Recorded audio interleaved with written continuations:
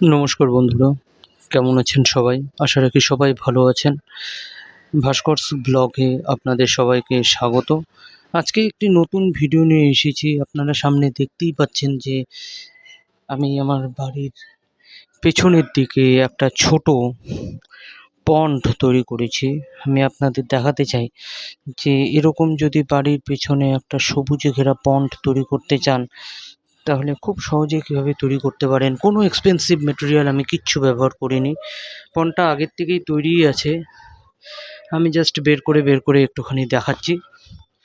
প্রথমেই দেখবেন যে এটি একটি কালো প্লাস্টিকের গামলা। যথেষ্ট বড় গামলাটা, যথেষ্ট চওড়া আছে এবং এই গামলার মধ্যে একদম গলা অবধি জল ভরা আছে। আর এখানে কিছু মাছ ছাড়া আছে। আমি মাছের পরিমাণ আরেকটু বাড়াবো। আসলে অনেক শেডি এরিয়ার জন্য এখানে মাছ দেখা যাচ্ছে না। ওই সামনে একটা আমি আপনাকে দেখাচ্ছি। ওই সামনে দুটো মাছ দেখা যাচ্ছে। আর এখানে প্রচুর গাছ আমি ব্যবহার করেছি। যেমন দেখতে পারেন, এই স্পাইডার প্ল্যান্ট ব্যবহার করেছি, ব্রাজিলিয়ান লাকি উড এই প্ল্যান্টটিতে ব্যবহার করেছি। নিচে একটা মানি প্ল্যান্ট আছে।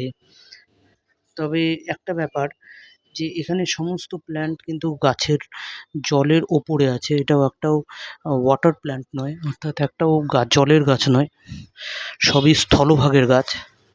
তাই আমি এমনভাবে প্ল্যান্টগুলোকে রেখেছি যে যাতে ভালোও লাগে দেখতে এবং যাতে জলের মধ্যে গাছগুলো পুরোপুরি ডুবে না যায়, তাতে শিকড় নষ্ট হয়ে গাছগুলো মরে যাওয়ারও সম্ভাবনা প্রচুর।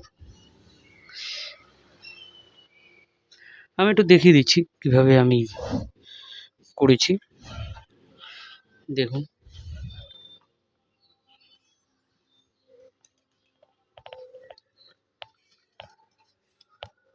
এখানে একটি মানি প্ল্যান্ট আছে আপনার।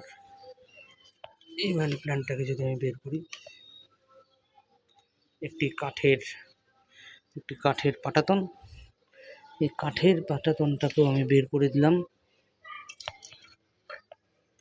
এরপর দেখেন, এই গাছটি এখানে পুরোপুরি জলের মধ্যে একটা বালতি শুদ্ধ, এটা জলের মধ্যে আগাগোড়াই এটা বালতির মধ্যে গাছটি লাগানো ছিল। আমি জাস্ট এই বালতি শুদ্ধ গাছটাকে এখানে বসিয়ে দিয়েছি। স্পাইডার প্ল্যান্টও সাধারণত জলের মধ্যে রাখা যায়, তবে জলের মধ্যে রাখলে শিকড় পচে যেতে পারে। তার জন্য আমি করেছি কি, নিচে একটা ইট দিয়েছি।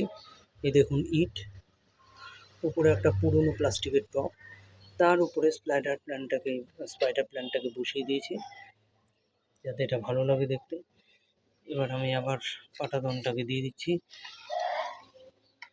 পাটাতনটা দুটো মাঝে চলে আসবে, এইভাবে দুটো মাঝে চলে আসে পাটাতনটা, এবং এখানটায় আমি বসিয়ে দিলাম এসে। আর মাছের মধ্যে আমি এখানে খুব কম মাছই আছে, আমার 2-3টে মাছই আছে। আমি দেখছি মাছগুলোকে পাওয়া যায় নাকি, কিন্তু আমি মাছগুলো কোথাও দেখছি না। এখানে আসলে আমার কাছে কিছু ওই ছোটো কিছু মলি এবং কিছু উইডো টেট্রা ইত্যাদি রয়েছে। এছাড়া প্রত্যেকদিন পাখি আসে এখানে, জল খায়, এবং আপনি দেখতেও পাচ্ছেন এটা দৃষ্টির দিক থেকেও খুব সুন্দর লাগছে চোখে।